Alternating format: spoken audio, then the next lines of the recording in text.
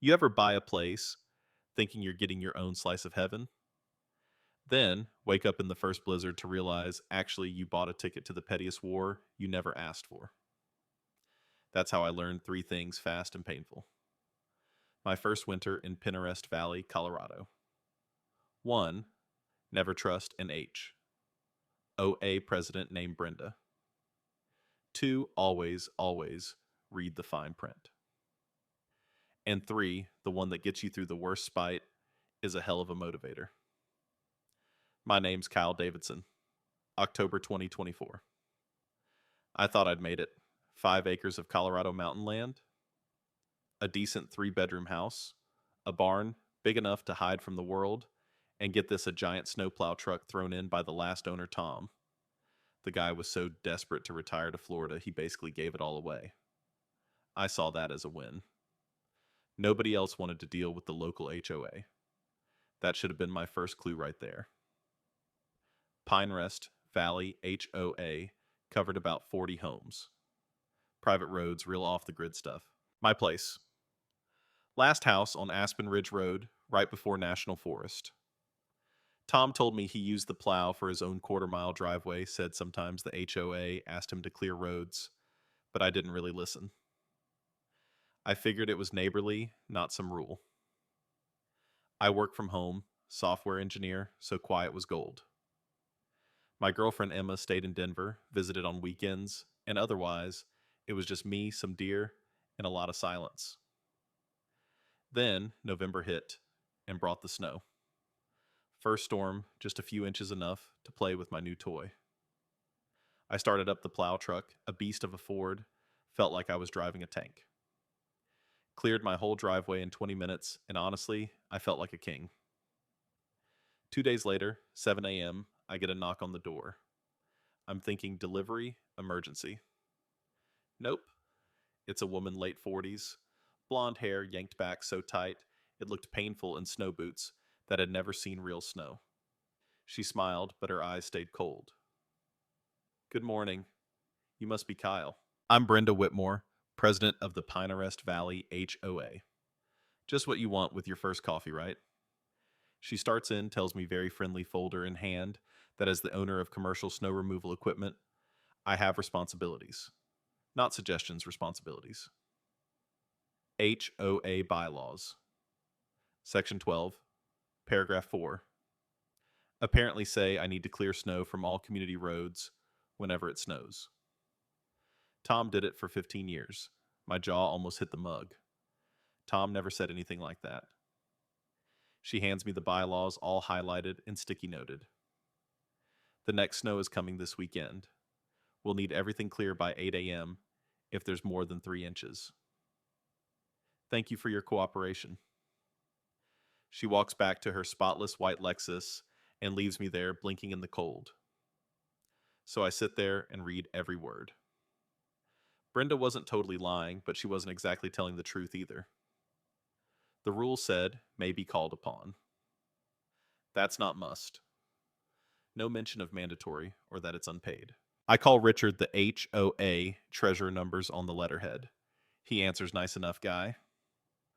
Brenda says I'm required to plow the roads. For free. He laughs a real tired laugh. Tom just helped out. We paid him for fuel. Gave him a break on dues. Brenda likes things cheap. She blocked any budget for a pro snow service. Tom was just too nice to push back. I told him, well, I'm not Tom. Richard says, good luck. Brenda doesn't take no for an answer. The next storm dumped 14 inches overnight.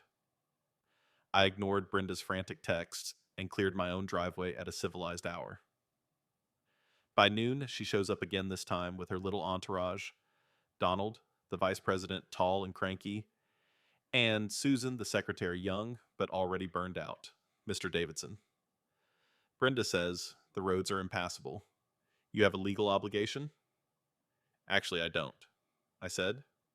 I talked to Richard. It's not mandatory. And Tom was compensated. Donald puffs up. We all contribute. Yeah, I pay my dues. If you want snow removal, hire a contractor. Brenda's red in the face. Contractors want $8,000. That's not in our budget. I shrugged. Not my problem. You're selfish, Susan chimes in. People can't get to work. If that's a problem, I said, take it up with the HOA for not budgeting snow removal. I'm not a charity. I closed the door, watched them argue in my driveway for 10 minutes. The next week, it was nonstop. Calls, emails, guilt trips about old people, even threats if I didn't plow, I'd face fines. Then comes a red letter notice of violation. $100 per day until I comply. That's when I got a lawyer, Patricia Mills Boulder. I send her all the paperwork. She calls me back laughing so hard she can barely get the words out. This is peak HOA nonsense. They can't fine, you can't force you to work for free. I'll send a cease and desist. For 3 days, it was blissfully quiet. Then I wake up to find my driveway blocked. Somebody had plowed a 4-foot wall of snow right at the entrance. My truck's in the barn. I'm trapped. I call the sheriff's office. Martinez comes out, looks at it, shakes his head. This was no accident. But unless you have proof, there's not much I can do. So I spent 3 hours shoveling, drove to Durango, and bought a security camera system. 8 cameras, night vision the works. Emma visits that weekend, sees my camera fortress. You going to war with the HOA? They started it. She says, why not just plow the roads? It's not about plowing. It's about them thinking they can force me. Next, it'll be free landscaping. Free roof repairs. Free babysitting. I draw the line here. She shakes her head. Just don't do anything stupid. The next snow cameras caught everything 6 a.m. Donald's truck pushes a mountain of snow right into my driveway. Video full color. I call Martinez. He watches the footage, nods. That's criminal mischief. Donald gets a citation. $500 fine, has to pay for my time clearing the driveway. Brenda calls screaming. You had Donald arrested. He was cited. He blocked my driveway. Play stupid games, win stupid prizes. She huffs about community spirit, about me tearing the place apart. You could have asked nicely. I tell her instead, you demanded, threatened, then blocked my property. Next time, it's a restraining order. That week, the HOA has an emergency meeting. Not that I'm invited. Richard calls me after. They voted to fine you $5,000 for causing discord. I voted no, but Brenda, Donald, Susan, they pushed it through. I laughed. Forwarded everything to Patricia. She files a lawsuit injunction against the fines damages for harassment legal fees. That's when the tide turns. Suddenly, the other residents wake up. Jennifer, one of the neighbors, starts a recall petition against Brenda. Gets enough signatures in a week. Brenda panics, sends out mass emails painting me as the villain. But Jennifer shares my lawyer's letter and the video footage with everyone. People switch sides fast. The recall is set for mid-February. Meanwhile, the snow keeps falling. The roads are a disaster. People are hiring private plows. Brenda keeps calling me, each time a little more desperate. She even offers to pay me to make me a board member. I ignore her.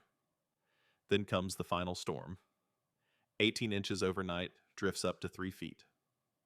I clear my driveway, then Helen's, she's 83, lives alone, sweet as pie. As I finish, Brenda rolls up, slipping in her Lexus, red-faced, barking. You will plow our roads. Nope. I'll make your life hell. You're already trying. It's not working. She looks around, spots Helen's new camera I installed, and her mouth snaps shut.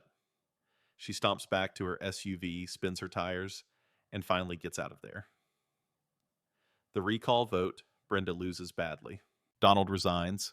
Susan is demoted. Jennifer becomes president. Her first act, hires a professional snow removal company, budgets for it properly, and apologizes to me. I drop my lawsuit, though the HOA still pays my legal fees. But Brenda isn't done. 5 days after she's kicked off the board, someone trashes my truck.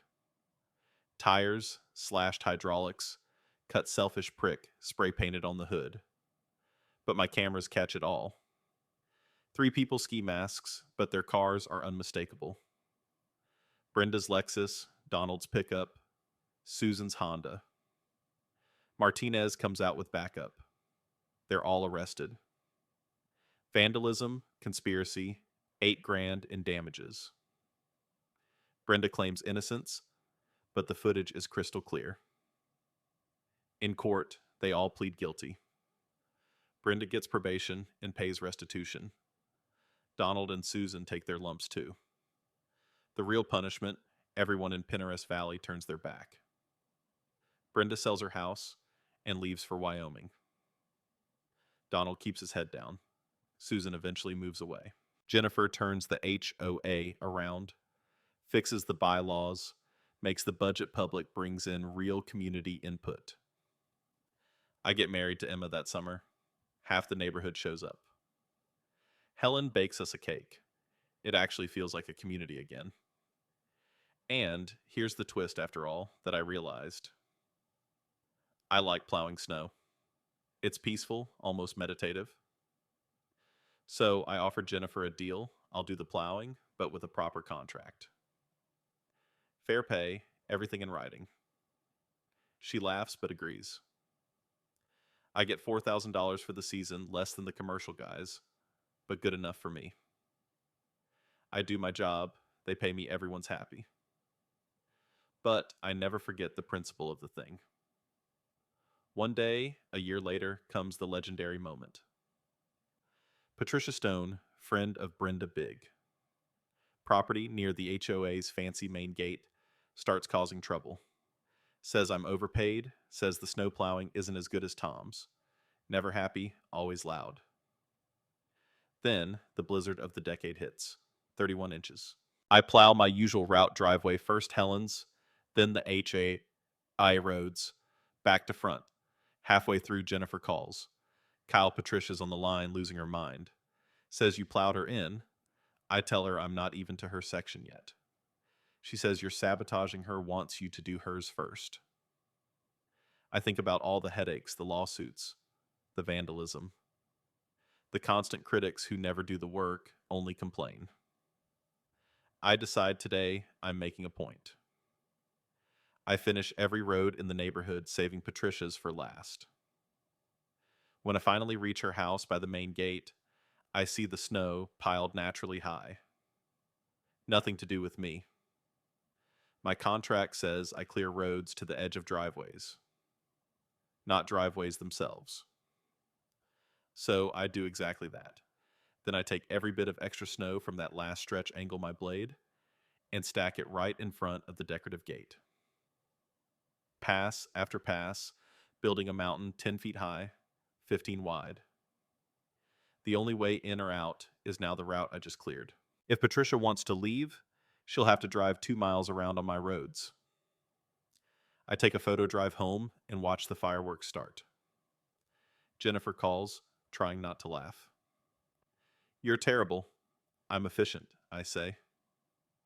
Patricia. She's screaming on the phone, threatening lawyers, the sheriff, the works. I tell her I fulfilled my contract. You want more, hire a contractor. The sheriff comes out, takes one look, can barely keep a straight face. Roads are clear. Snow's on HOA property. Nothing illegal here. The photo goes viral, local Facebook, then Reddit, then the Denver news. I become the folk hero of HOA snow removal. The pile sits there for a week before it finally melts. Patricia tries to get me fired, but the contract's airtight. By the time the snow's gone, she stops complaining. The next year, the HOA renews my contract with a raise. Patricia even gets herself elected to the board, but keeps her mouth shut around me. That's the real win. You know what I learned more than how to plow a road? I learned how to stand up for myself, how to know my worth, and how to fight back without breaking a single rule. Could I have just plowed for free and avoided all this Maybe. But Tom did that, and look where it got him 15 years of being taken for granted. That 10-foot pile of snow, it wasn't just snow. It was my way of saying that you can't bully people, can't demand unpaid labor, can't run a community on intimidation. The rules exist for everyone, not just the people in charge.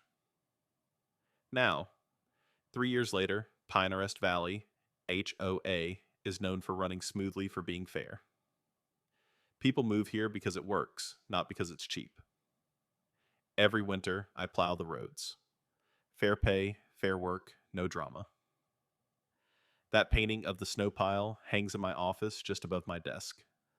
A reminder that sometimes the best way to win is not to fight, but to follow the rules more carefully than anyone expects. You ever wonder where the line is between standing up for yourself and being petty, where doing what's right turns into doing what's necessary? I ask myself that sometimes looking at that painting. And I think, maybe it's not about revenge. Maybe it's just about knowing when to draw a line and sticking to it, no matter how much snow gets dumped on your front door. What about you? Ever had to stand your ground against someone who thought rules didn't apply to them? Ever found yourself fighting, not for money, not for recognition, but just for the simple right not to be walked all over?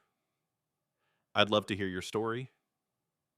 Tell me, was I right to draw that line? Or should I have just grabbed the plow and done what they asked? Either way, the roads are clear now. The community's better for it. And next time someone tries to push me around, well, let's just say I know exactly where to put that snow.